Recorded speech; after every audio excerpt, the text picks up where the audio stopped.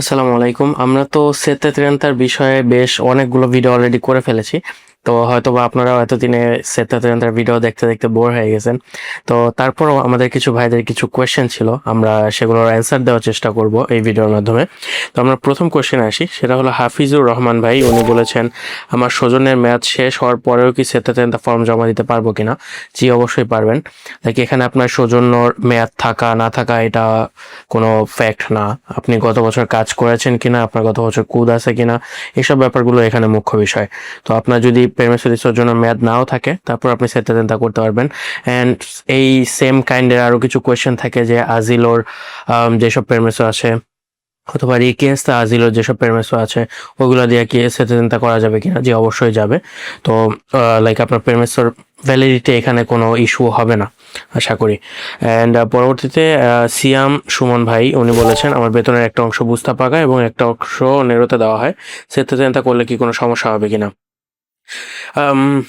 এখানে সমস্যা বলতে আপনার যেই অংশটা আপনি লিগালি পাচ্ছেন বুস্তা পাকার মাধ্যমে, তো সেটাই আপনার ইনকাম হিসেবে কাউন্ট হবে এবং ওই ইনকামের উপর বেস করেই আপনার ট্যাক্স লেনাদেনার যে ব্যাপারগুলো আছে সেগুলো হিসাব করা হবে। অ্যান্ড পরবর্তীতে আপনি যদি ট্যাক্স পান, লাইক ট্যাক্সের রিটার্ন পান, তাহলে সেই ক্ষেত্রে আপনি আপনার বুস্তা পাকার মাধ্যমে অথবা আপনার ইউয়ানের মাধ্যমে টাকাটা ব্যাক নিতে পারবেন।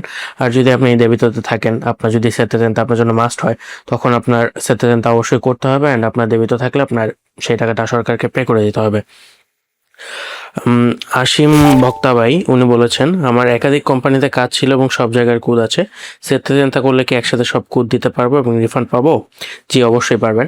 অ্যান্ড সব সেটা যখন করা হয় তখন একসাথে সব কুদ দিয়েই করা হয়।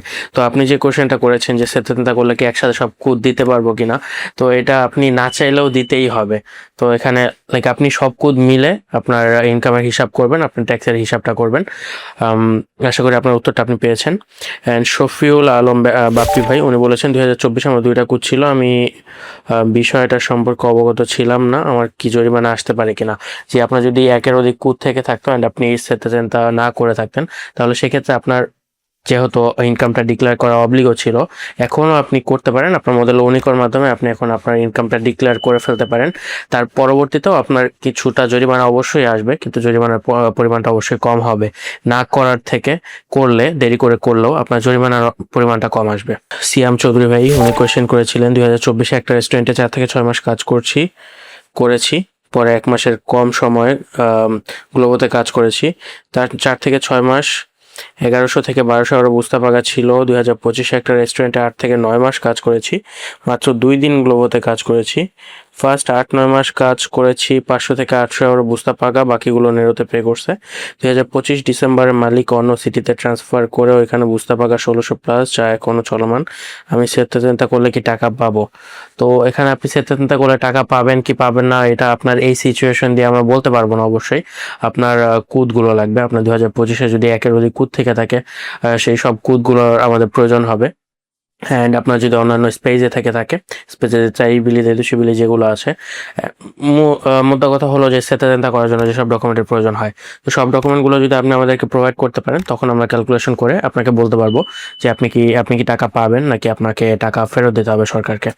তো আশা করি আপনাদের যেসব কোয়ারিজ ছিল আমরা কিছুটা হলেও উত্তর দিতে পেরেছি। তো এরকম আরও অন্য কোনো কোয়েশ্চেন্স থাকলে অবশ্যই আপনারা জানাবেন আমাদেরকে, আমরা উত্তর দেওয়ার চেষ্টা করবো ইনশাল্লাহ। সবাই ভালো থাকবেন। আসসালামু আলাইকুম।